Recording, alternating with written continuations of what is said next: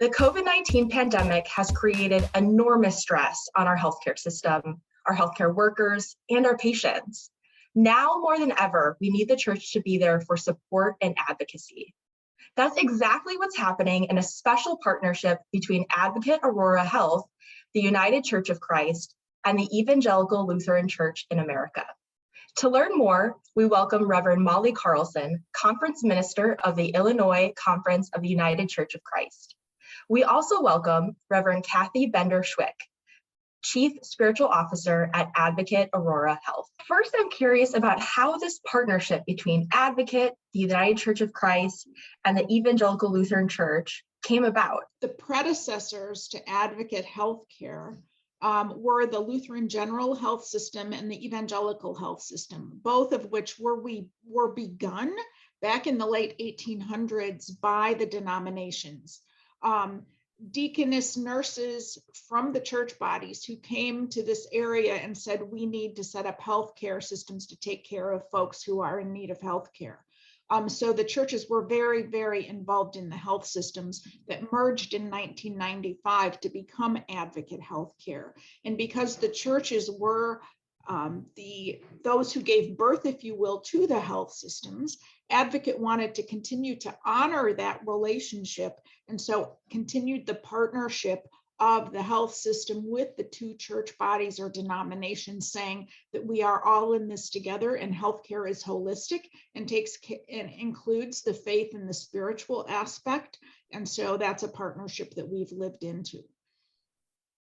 The partnership lives on today. It's really inspiring to me to be working with a health system that is so clear about its understanding of the role of faith in the experience of health and holistic health and their approach to health, but also those historical relationships. You know, I tell my churches all the time, none of our churches right now can establish a healthcare system all on their own, and yet we have a covenant partner that is. And there are important ways that we participate with each other. Bishop Curry, the bishop of the Evangelical Lutheran Church of America out of Chicago, and I meet regularly with the leadership from Advocate Aurora Health. We serve on the board of the Advocate Legacy organization, and our voice is really valued and seen as important. The work around justice, around healthcare inequity, around diversity, equity, inclusion, around ethics, around community engagement have all been important parts of our partnership. It has strengthened the work of our churches in these areas, as well as bringing the perspective of the churches and the broad engagement of the churches who are frontline in all of these communities back to the board table at Advocate Aurora Health. In what way can supporting faith and spiritual relationships really support a pretty large healthcare system? Why is that important? We believe that everyone who enters our doors, whether they're entering as patients, as family members, as staff, and our physicians, have a faith, a spirituality of their own. And that makes them part of all of who they are. And so we tend to that, whether it's a patient going through a healthcare crisis, a family member trying to support them, or staff who come to work every day saying, why am I here? Connecting to their sense of call, to their sense of mission about why they're there serving. As we treat the whole person and care for the whole person, whether that's patient or staff member, one's faith really informs all of that. And so we feel privileged to be a faith-based health system where we're helping to give space for and acknowledge that, rather than saying you need to check it at the door, that it's very much a part of who these people are. And there's a historic relationship with the United Church of Christ and the Evangelical Lutheran Church of America, but that by no means limits who Advocate Aurora Health sees as spiritual. Any tradition or no tradition, there is for most people, whether they're religious or not, some connection in their life with something beyond themselves. And that spiritual aspect plays out in so many different ways. in individuals' lives and as part of the whole person. And I really appreciate that about the ministry, the health ministry of Advocate Aurora Health. And our chaplains are trained to provide support to people of all different faith traditions. And as Reverend Carlson said, of no faith tradition, but someone who can connect spiritually to something to help them express that and make room for that in their healing process or in their workday.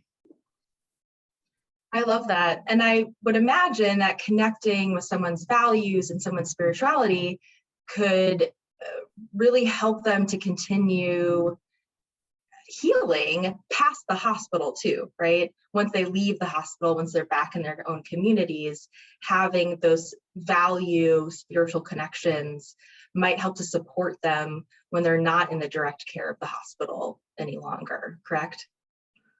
That's very true. And our chaplains partner closely with our congregation pastors in our areas so that it is a seamless transition, if you will, or coordinated care among faith providers, faith community folks, but also for those who don't have a faith community or who have a spiritual longing. We have folks out in the community through our faith community nurse program and other community connectors, where if I'm discharged from the hospital and really found value in what I received while there, I can connect with someone externally through the extended care that we provide as well to all of our different faith traditions or spirituality. Leah, you speak to the individual care and the individual healing, but that's on the micro level. There's also a macro level of the connection with the wider community and the community needs, and some ways that churches are plugged into their local communities and really shift the focus that Advocate Aurora Health has towards health equity, towards community medicine, towards the holistic experience of the community and the healing and health of more than just the individual, but that connection to on a much more macro level. Now, Advocate has a chief spiritual officer. Is that unusual at a hospital? Tell us more about what that's like. It's not real common, but for those familiar with Catholic health systems, the mission integration officer, it's a very similar role. So in this role, I certainly oversee our connection to our faith communities and our faith partners in our chaplaincy work, but I oversee the larger umbrella of what I like to call our mission focus work. So ethics connected to our values, our environmental sustainability, caring for God's creation, our well-being of our staff and physicians. So those things that are part of our mission or what we see as very instrumental or part of the foundation of our work that helps people live well, which is our purpose statement at Advocate Aurora, but helping people live well through lifting up our values, our ethics, our faith tradition, and caring for the climate and the environment and all that to provide, as Molly says, the healthy living area that helps people be well so that they hopefully don't have to come to the hospital as often. I'm hearing a lot about how much you emphasize caring for individuals and for communities and for our planet in your role. And I don't know that everyone would necessarily assume that's what something, a chief spiritual officer would do, but it sounds like that's really vital and essential to your role. Yes, it is. Mm-hmm. So one of the really big issues in healthcare is inequality of care. How might the faith community, your role as a chief spiritual officer and other kind of connections, how might that help to address this stark inequality and heavy burden that is on many communities? Advocate Aurora is very committed to facing the issue of health equity and the inequities that exist in healthcare. We have really pledged to make a difference there, and we know that we cannot do it alone. So we rely on our community partners, our faith community partners to do that. But looking at access to good health care for all people, addressing social determinants of health. We know that if people don't have good jobs, good living situations, access to good food, they're more likely to become ill. So going forward, we are investing money in workforce development and community development. We're partnering with our faith communities in the community itself to provide education and resources. During the pandemic, this was raised up through providing COVID education awareness, vaccination access and opportunity, but realizing again that we cannot do it alone, but we're partnering with our faith leaders, faith communities to help get that word out and make a difference with all of this. Again, it's the micro and the macro, right? We've had several churches host vaccine clinics and repeating, because they're connected in with the community in a different way, and sometimes provide a lower entrance, an easier entrance for folks into what can be kind of scary in different contexts. But there's also on the macro level, the Advocate Aurora Health is remarkable, in my opinion, in bringing in faith leaders into strategic decision-making, like the decision-making around how to address the healthcare vacuum or limitations in the south side of Chicago. And there have been faith leaders as key players in some of those strategic conversations and decision-making pieces. And that's important too, that shows a level of respect and partnership and acknowledgement that none of us are in this alone. Mm-hmm. Many people feel and think, and there's a lot of truth to this, that our healthcare system today is broken and doesn't provide enough care to vulnerable populations, some of the populations we were just discussing. How do you all envision a better and more equitable healthcare system in the future?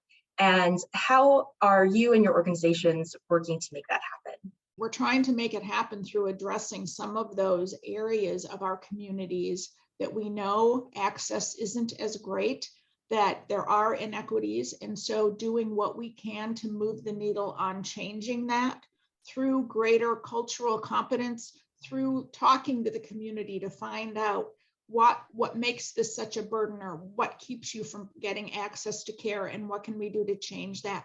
Partnering with other health systems, as Reverend Carlson said, in the south side of Chicago, to say, how can we make a difference here and really reach these populations, and throwing out some of our assumptions that if we do it this way, it will serve everyone's needs, but how do we customize it in ways that others' needs are met? And again, addressing some of those basic needs, those social determinants of health that are what cause the brokenness or the inequity further down the line, and partnering with our faith communities to learn what some of those are, what's working, what isn't, and how together we can come together to make a difference.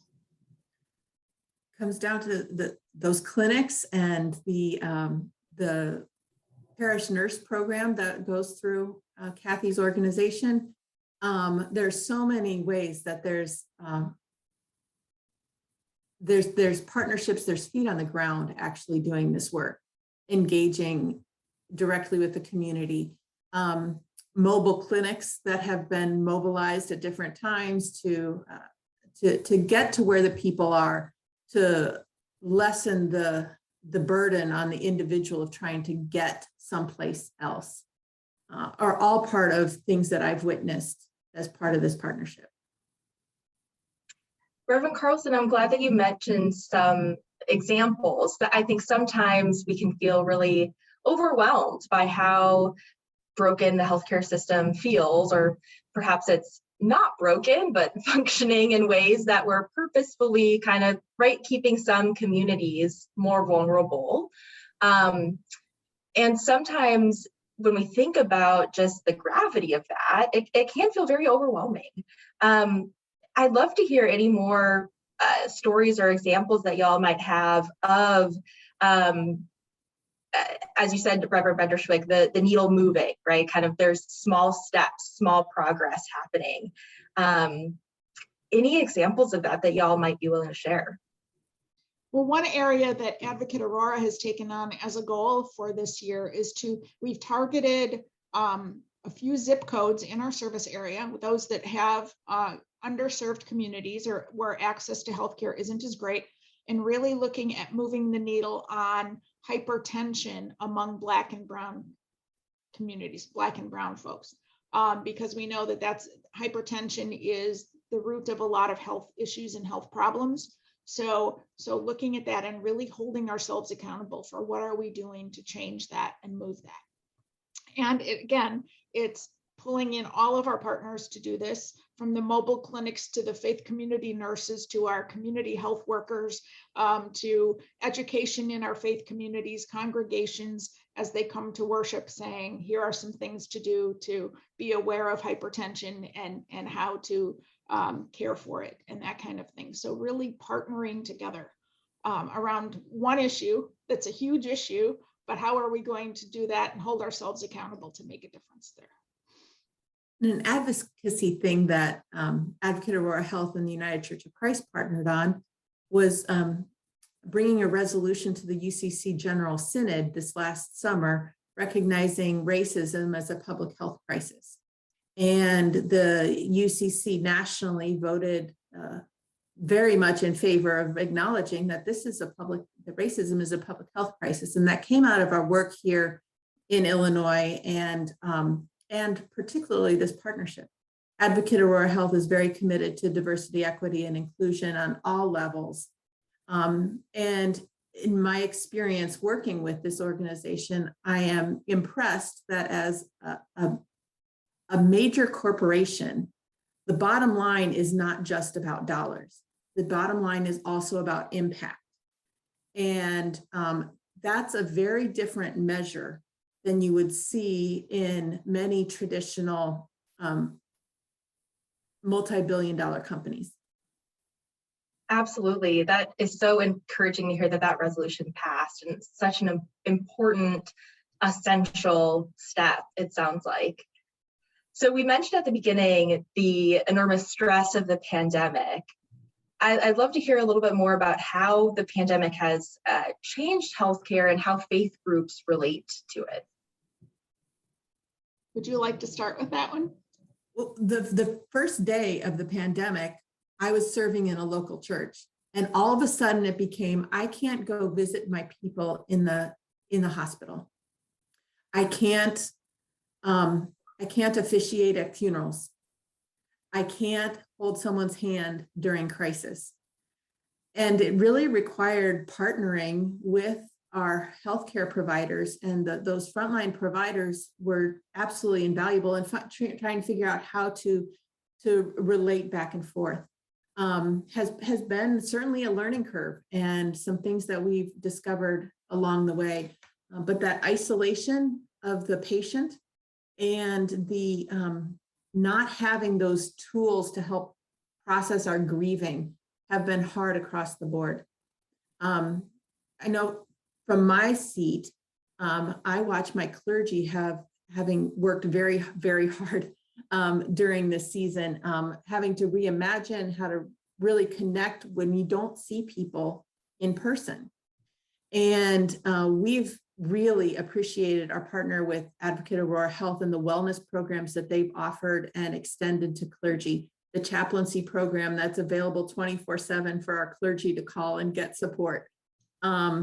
We've had some really wonderful partnerships that way that have helped support our clergy in this healthcare crisis in knowing or having support, but also having information and the immediacy of information to be able to communicate to our congregations and to have some assurance ourselves on the best path forward in terms of masking, in terms of community gathering, in terms of pastoral care. There's so many elements that have been unprecedented, to use an overused word, during this time, but our partnership has really made us, put us in a uniquely stronger position than my colleagues in other parts of the country.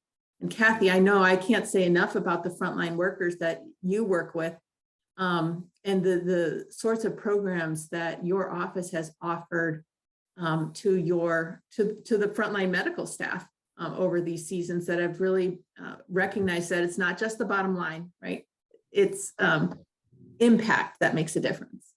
That's right. And we've been privileged to partner with our faith community leaders in this unprecedented time, seeing our clergy as an extension of the healthcare workers that we're providing care to, because everything is changing for them too. So adopting virtual models for a chaplain being with a patient with an iPad or something so that they can connect to family or to their clergy or something when visitors weren't allowed, and the stress there. But I think an overall impact that we're all feeling is the mental health needs. And we've read a lot about this in the news and everything too, but we have healthcare workers who are dealing with grief that they've felt throughout the last 2 years that they've brushed aside because they have to keep going. Clergy have felt the same thing. So how do we continue to provide resources for the mental well-being and the spiritual well-being of those who are leading faith communities and our chaplains and all of our healthcare workers? It really has changed healthcare. We're learning to do more virtually, and I don't think that's going to go away. But as we develop more comfort in coming back together face to face, what are some resources we can have there too, knowing that we've all been through a really, really tough 2 years, and we're not going to just ignore it and keep going on. We have to be able to name it and heal from it, but we'll do that together. Absolutely. I'm sure that y'all have found as well, there's a lot of opportunities that virtual environments and virtual connections have created, but there's also some key things where we just really miss being in person with each other. And so maybe a balance would be something that we could all look forward to down the line. So for those of our listeners that are just absolutely inspired by the work that y'all are doing and your communities and churches and organizations, and would like to get involved themselves, what might be some options or places that folks could go to get connected? I would say reach out to the spiritual care leaders at any of the Advocate Aurora sites in your communities. Each of our hospitals have spiritual care leaders there who would be thrilled to connect and find ways to partner and explore ways to work together going forward or to learn more. Equally well, you can reach out to any of your United Church of Christ or Evangelical Lutheran Church of America congregations, myself or Bishop Curry, and we can help you get connected as well. You know, healthcare is a holistic thing, and there are so many avenues to healing and so many avenues to helping those who need healing. Thank you, Reverend Carlson and Reverend Bender-Schwich. I'm Leah Smith for Difference Drummers and the Greater Chicago Broadcast Ministries. Keep the faith.